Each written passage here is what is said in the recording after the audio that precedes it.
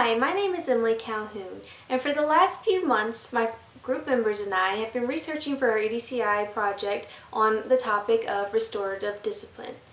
Restorative discipline, according to the Institute for Restorative Justice and Restorative Dialogue, is a whole school relational approach to building school climate and addressing student behavior that fosters belonging over exclusion, social engagement over control, and a meaningful accountability over punishment.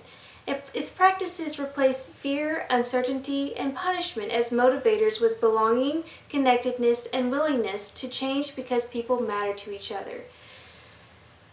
Restorative discipline practices in school offer great opportunities to develop responsibility, accountability, and self-control in our youth. According to John Eiler, and in his article, A Restorative Approach to School Discipline, there are 3 shifts we must adhere to in order for restorative discipline to work. 1. Conformity. Conformity to social norms. Students are motivated by rewards and punishments. Conformity lasts only as long as rewards and punishments, though. The second shift is identification. Students are motivated by a desire to be liked or acknowledged by the individuals influencing him or her, whether they are their peers or an adult, such as like a teacher. The third shift is internalization. Students are motivated by the desire to do the right thing. This is the most permanent response to social influences. In the following clips of my group members, they will each explain their resources and their research that they have done on our topic. They will include their own personal experiences dealing with discipline in school and how they might want to fix it and how it could be fixed. So, moving on to them. Hi, my name is Amy Lambert, and I'm going to talk about discipline in high school and specifically in foreign language settings. For my research, I interviewed 3 teachers in foreign language. One was a middle school French teacher, one was a Spanish high school teacher, and one was a high school French teacher. The main difference I found between high school and middle school is the motivation behind discipline. In the middle school setting, discipline was considered more of a actions and consequences kind of thing, and it wasn't always necessarily bad or based off of fear. An example in the interview was, instead of sending kids to the principal office only for when they do bad things, they would send them to the principal's office to receive an award and be told what they were doing well within the class, as a way of motivating them and encouraging them to continue doing well. This is something I wish we had done in high school, because that in high school you don't get awards as often anymore, and discipline is stressed more, and discipline is stressed more in the sense of fear. Like, will you get a bad grade, or will you get inter-school suspension? And in the high school setting, there seems to be a lack of encouragement and support, both for faculty and for students. From my personal experience, growing up from elementary to middle school, I was what you would call a brown noser, or a teacher's pet. So I never had trouble with discipline in the school setting. The first week of high school, I was cussed out because I had forgotten my art project poster in another classroom, and it was the day it was due, and I remembered that I left it in another classroom that Friday. So my nice art teacher let me go and ask for someone to open that door to that classroom. Unfortunately, I chose the wrong teacher, who had a chip on her shoulder against all students. I'm a respectful student. As I said, I'm a brown noser, so I looked into her classroom before going in, and I made sure they weren't doing any test, not talking, not lecturing. She was sitting at her computer, and the students were working in a textbook. So I went up to her desk and asked politely, "Would you please open this door for me? I think I left my art project that's due today in there." She made a big deal about it, but she unlocked the door for me, and I went up to what I thought was my project, only to find out that it was just a map rolled up with a rubber band and not my project. This was a geography classroom. And so I had to tell her that this was not my project, and I'm very sorry to have wasted her time, and once again, she made a big deal. And I went back to my art classroom empty-handed, had to get a 0 for the project, and I was out, and I went out in the hallway and cried for the rest of the class period. This particular teacher who cussed me out had a record of cussing kids out, being disrespectful, and no one ever disciplined her for it. I was told by one of my peers who was in the classroom when she cussed me out and made a big deal because he was a classmate that I should have gone to the principal, my parents should have done something, but I didn't want to. Discipline, it shouldn't have to be a last minute resource. You should be taking discipline from the very beginning of any bad situation so it doesn't escalate to something worse. Hi, my name is Amber Stinson. The topic that I was in charge of was disciplinary in kindergarten and younger, and I remember when I was younger, there wasn't exactly the best practices put into place. I mean, you had, if you were bad, you got a red card, if you were good, you got a green card, and if you were, you know, kind of in between for the day, they gave you a yellow card. But when I went to observe my old elementary school, things had really changed. The way that the teachers interacted with the kids, the way that they disciplined them was very different. And I think different for the better as well, because whenever the kids would be really, really bad constantly, despite being told to, you know, stop doing what they were doing, the teacher would, you know, get up to them, get in their face one-on-one, very calmly tell them, hey, why are you doing this? You know, you don't need to be doing this, you need to stop.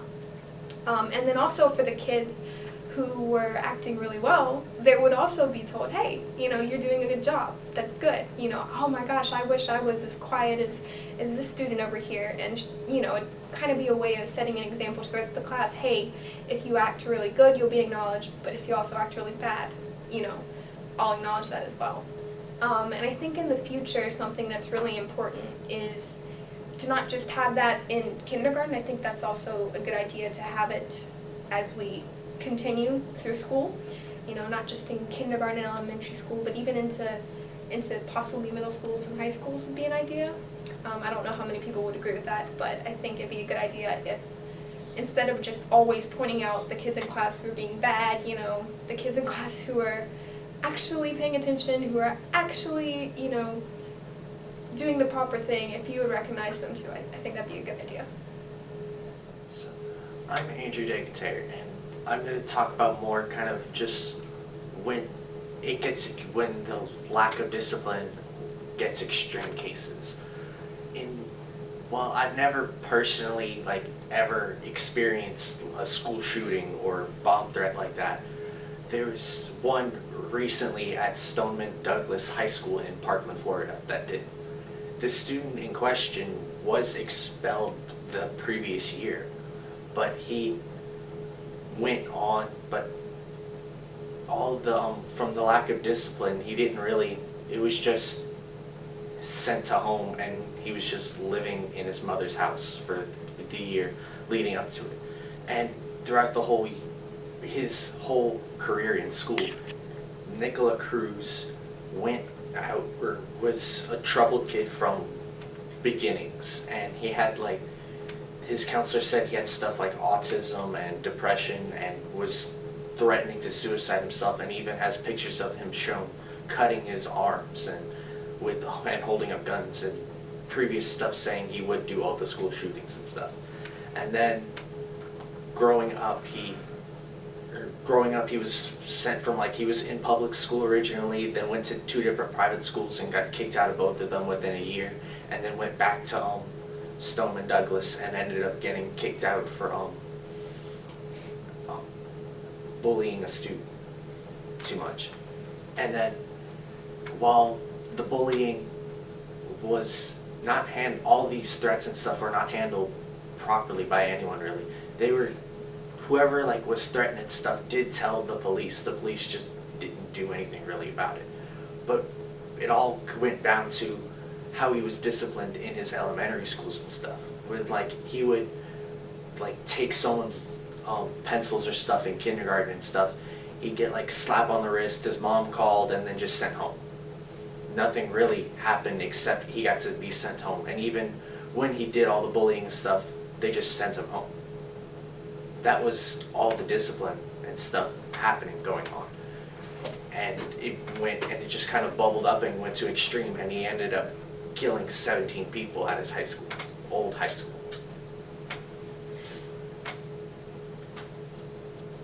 So with all of that in, when people don't get disciplined properly, it leads towards being lackadaisical with authority figures, and they're more likely to start breaking laws when they're adults. And that is just a big problem with society. You could fix it as kids, like when in middle school, that's when they're starting to cement what they're gonna act like in high school and college and in the real world. So in middle schools, you could start disciplining them more and just cracking down on everything. Teachers are there to be friends and to support everyone, but at the same time, they're in charge, and the students need to know that, so that when they grow up, they'll know someone's in charge of them. Because there's always someone higher up than you. Even when you're the president, you have to answer to the people. So. Hello, my name is Olivia Broussard, and as my colleagues have gone through in the previous sections of this video, discipline today is a major issue in our society.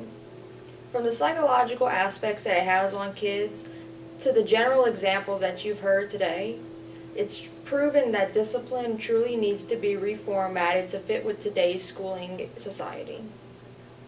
One of the major issues that we see with discipline today is that it truly isn't effective, seeing as how it mostly focuses on the negativity towards students rather than a recreational positive outlook. A prime example of this was at Ponchatoula High School during my high school years. Between my freshman year and my senior year, numerous members of my class were often sent to discipline through ISSP or even out-of-school suspension. This was a major issue for them coming on to graduation. Many of them had to do remedial classes or were even held back for summer school numerous times in a row due to the fact that they were missing classes on a repetitive basis by being suspended or taken out of school. Not to mention the fact that these students showed more aggressive and violent behavior towards other students due to the fact that they were being wrongly disciplined. The discipline methods at my high school showed that students were to be placed in a classroom where they would work on worksheets pertaining to the class that they were being disciplined for. However, in many of these instances, students were in fact not working on these assignments. These assignments were thrown away and students were simply sitting there talking and playing on their phones rather than doing anything productive. Not to mention, whenever these kids would be sentenced to discipline actions such as detention, they would go into classrooms and pretend to not care about what was going on around them, saying that it would have no good for them and that the teachers were just wasting their time by giving them detention slips. This proves extremely ineffective towards their education. It makes the students care less about being in a classroom learning what they need to for their future. This is why today we really need to work towards making discipline better for our society so that we can have a better tomorrow for those students.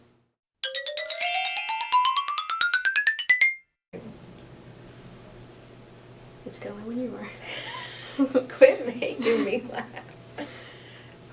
Okay. Clicky, click, click. Please Clicky, click, please, click. come on. Overrated. Dude, come on. You were using acronyms and stuff. I would refrain from that, just in case people don't know what the hell. Is a whole school relational approach to building school climate and addressing student behavior that fosters belonging over exclusion, social engagement over control, and meaningful accountability over punishment. I can't do it with her behind me. I'm doing so good too. By the way, What are you doing? she's trying to find something to take a nap. Come here. Mama's working, okay? Mama's gotta work. Don't get up there, okay? Say hi. Go on. Don't back talk me. Go. Hi, my name is Emily Calhoun, and for my EDCI class for the last couple of months, my roommates. It's just a thing you said. So.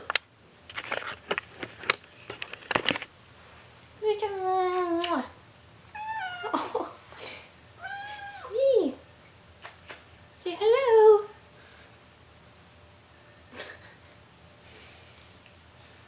Bye-bye.